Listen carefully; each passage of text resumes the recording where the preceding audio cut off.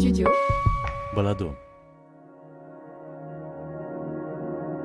Être un homme, saison 2. Un podcast qui donne la parole à des garçons homosexuels, des histoires intimes, à la première personne du singulier. Épisode 6, le fracas d'Arnaud.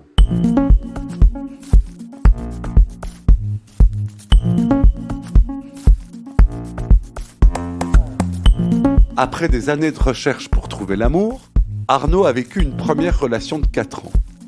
Dès le début, il a su qu'ils devaient être ensemble et son partenaire est devenu son socle.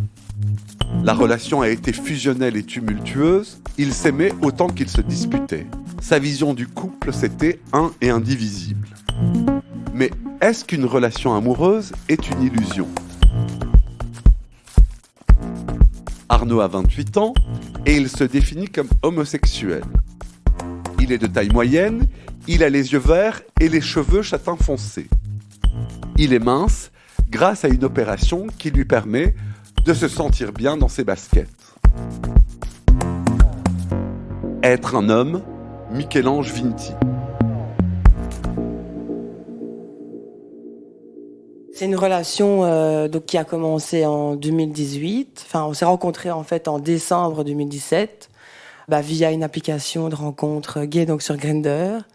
On s'est vu le lendemain de s'être reparlé et très vite on a je dirais fusionné puisque cette rencontre elle a été pour moi révélatrice de voilà enfin après des années de recherche entre guillemets d'être en couple, de pouvoir l'être et de vivre pleinement cette relation de couple. C'est grâce à cette relation que j'ai fait mon coming out à ma famille. Ma grand-mère était amie avec la sienne, etc. Donc, il y a des connexions comme ça, familiales, d'histoires qui ont fait que c'était presque comme si c'était écrit qu'on devait être ensemble. Et donc, moi, j'ai vraiment tout de suite vécu ça comme ça, en me disant que il était mon socle solide et que cette relation, elle était vouée à réussir et à durer des années et des années. C'était passionnel, on s'aimait autant qu'on se disputait. Moi, j'ai un très très fort caractère, donc il faut savoir me prendre, il faut savoir vivre avec moi. Ça, c'est quand même, je peux reconnaître ça. Mais il fallait savoir vivre avec lui et sa personnalité aussi complexe. Et donc, du coup, on trouvait des arrangements pour pouvoir être bien ensemble. Et on avait vraiment des difficultés quand on n'était pas ensemble. C'était vraiment, c'était source de stress. L'exemple, c'est d'aller travailler. En fait, la seule chose qui me préoccupait quand j'étais au travail, c'était de rentrer, quoi. Parce que j'avais vraiment envie d'être avec lui et d'être avec personne d'autre qu'avec lui, quoi. Pour moi, on ne faisait qu'un, quoi. C'était ma vision du couple. À l'époque, c'était on est en fusion, on est en couple, on est amoureux et on ne fait qu'un et on doit vivre ça de cette manière-là. Et moi, je l'aimais plus que je n'avais jamais aimé personne. Et donc, forcément, et j'avais l'impression que c'était réciproque. Donc, du coup, pour moi, c'était le bonheur absolu. C'était la relation de couple que j'avais envie de vivre, c'était celle-là.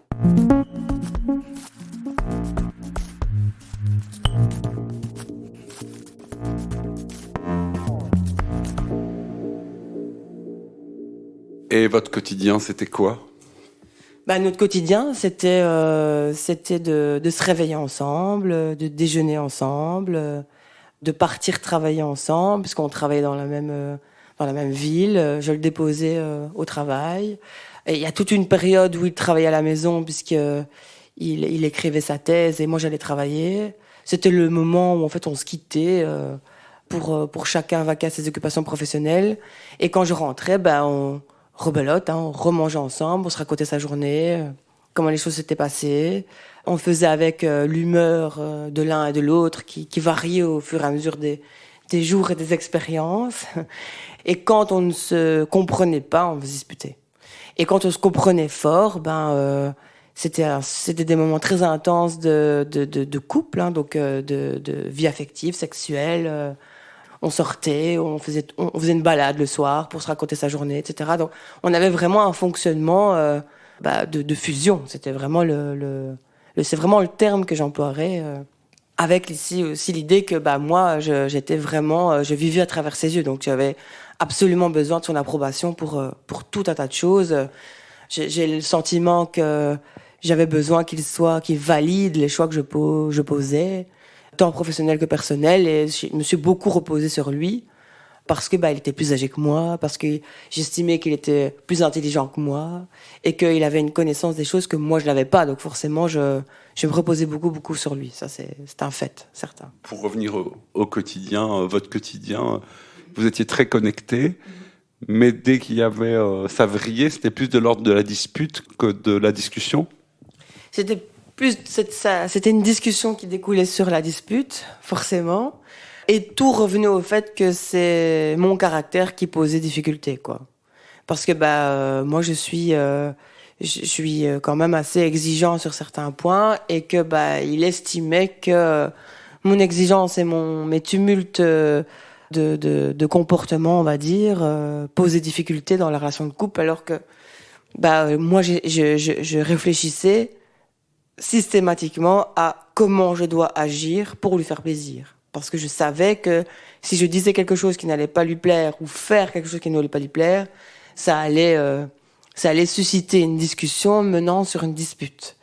Et du coup, j'avais vraiment l'envie, moi, de vivre, après une journée de boulot, d'être tranquille, de lui faire plaisir, qu'il me fasse plaisir aussi, donc qu'on échange, on s'offrait beaucoup de choses, on s'offrait des cadeaux, au début de la relation surtout, pour un peu se prouver qu'on s'aime. On a très vite décidé d'habiter ensemble. Après 6 mois de relation, on a décidé de vivre ensemble.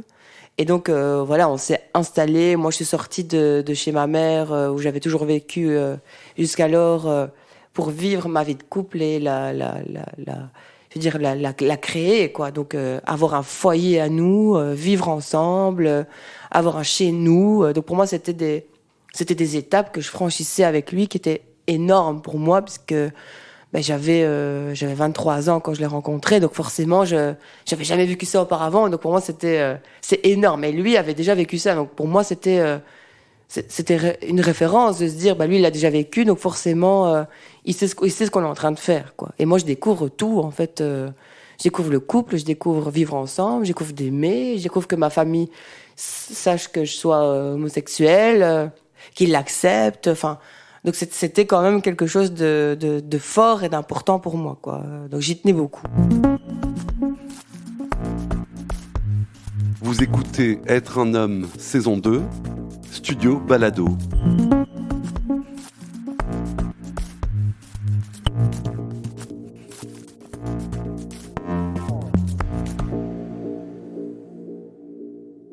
Ça se termine par le fait qu'un jour il m'annonce que donc la thèse rendue, il m'annonce que il a envie d'aller vers une expérience spirituelle et que il a envie d'aller vers une communauté religieuse et en fait de mettre fin à cette vie de couple et dans la société dans laquelle on se trouve pour aller vers une communauté religieuse. Évidemment, je prends ça comme un choc. Je me dis mais en fait ça veut dire que on va plus être ensemble, que ça va être terminé. Mais voilà, l'amour que je lui porte, je dis ok, je vais t'accompagner là-dedans. Donc c'est ce que j'ai fait, hein. J'ai vécu toutes les étapes de cette transition vers la vie en couvent. Évidemment, on a dû faire cette annonce à nos mères respectives. C'était un moment choc émotionnel pour les deux. Quand j'y repense, je me dis, mais en fait, c'était vraiment un moment aussi complètement comme dans une autre dimension, puisque on a dû inviter nos mères à manger pour leur dire qu'en fait, on allait les séparer, mais qu'on s'aimait, mais qu'on allait les séparer parce que il allait entrer dans une communauté religieuse. Ma mère a pleuré 3 jours, la sienne 2, moi aussi, d'ailleurs. Et donc, je l'ai accompagnée là-dedans jusqu'à la fin 2019. Et là, la concrétisation de cette séparation, j'ai envie de dire de bien, puisqu'on allait devoir déménager, etc., a été très compliqué. Et on est toujours ensemble, puisque on doit mettre fin au bail de la maison dans laquelle on était, on doit faire l'état des lieux, on doit faire des choses très pratico-pratiques liées à ça. Et là, on se dispute, mais comme comme jamais, puisque c'est des moments très stressants. Et malgré qu'on s'aime fort, on se dispute très fort jusqu'à vraiment là en venir aux mains dans la rue, en faisant la maison. Enfin, voilà, parce que tous les deux on était très hauts et que moi je gérais très mal cette situation.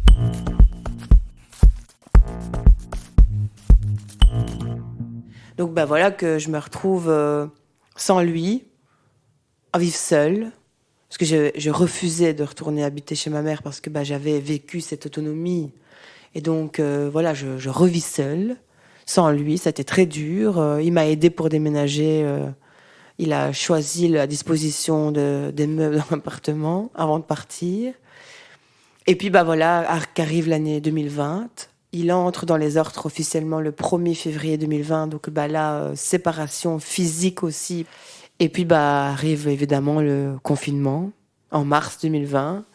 Et là, il se fait que je vais apprendre en mars 2020, pendant le confinement, en étant isolée, qu'en fait, il me trompe depuis le départ.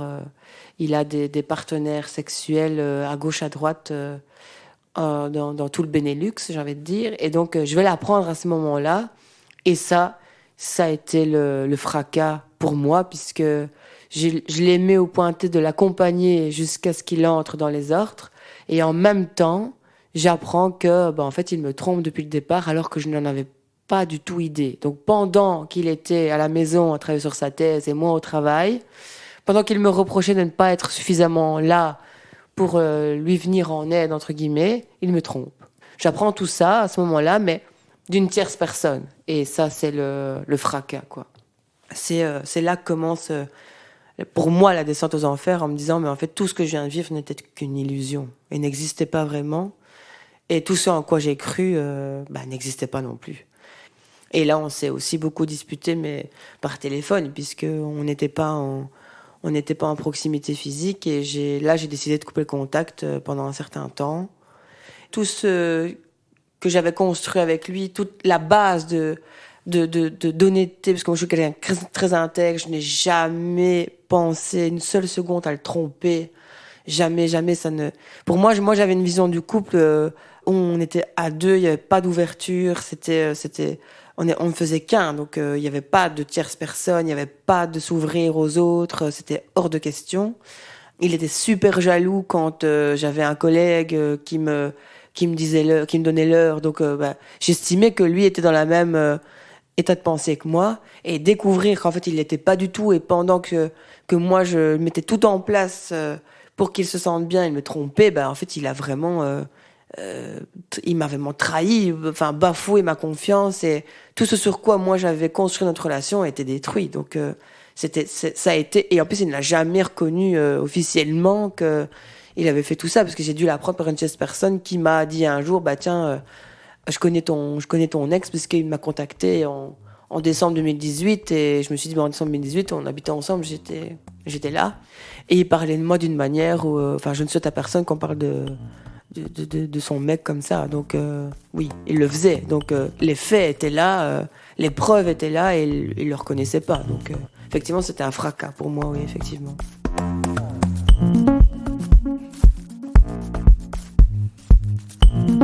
Être un homme est un podcast documentaire de Michel-Ange Vinti. Tous les épisodes ont été enregistrés dans mon salon à Bruxelles durant l'automne 2022. Être un homme est une production du studio Balado. La musique originale est signée David Federman, Clément Berman a réalisé le mixage et Julien Barbier a assuré la production. Merci à mes amis experts en homosexualité, Walid Aïssaoui, Temba Bébé, Philippe Moquel et Adrien Nazelli. N'oubliez pas de partager le podcast sur les réseaux sociaux et à vous abonner sur votre application pour ne rater aucun épisode. Vous pouvez soutenir le podcast Être un homme en faisant un don via le lien buymeacoffee/être un homme en un mot et m'écrire à l'adresse studio@studiobalado.com.